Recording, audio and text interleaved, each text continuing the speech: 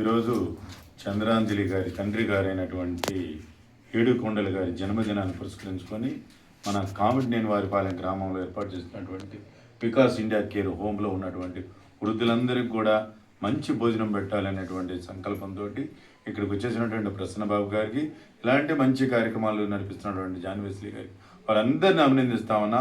మనం చూస్తా ఉన్నాం, భారతదేశంలో చాలామంది ఈవేళకి ఇంత అభివృద్ధి చెందినటువంటి దేశంలో పట్టెడన్నం లేకుండా చనిపోయేటువంటి పేదవాళ్ళు ఇంకా మనకి గణాంకాల్లో కనపడతా ఉన్నారు. మరి వాటన్నిటి కూడా మనం అధిగమించాలన్నట్లయితే మనం ఎంతో ఆర్భాటాలు ఖర్చు పెడతా ఉంటాం. కానీ ఒక మనిషి ఆకలి తీర్చడం అనేటువంటిది, ఒక మనిషి ఆకలితో ఉంటే చూడకుండా ఉండలేనటువంటి పరిస్థితి మనకు ఉండాలి. అంటే మనం చూస్తూ ఉండకూడదు. ఆకలితో ఉన్నటువంటి వాళ్ళ ఆకలి తీర్చాలి అనేటువంటి సత్సంకల్పంతోటి ఇక్కడికి ఇచ్చేసినటువంటి అందరినీ అభినందిస్తా ఉన్నాం. ఈ హోమ్ నడిపిస్తున్నటువంటి బాబు గారిని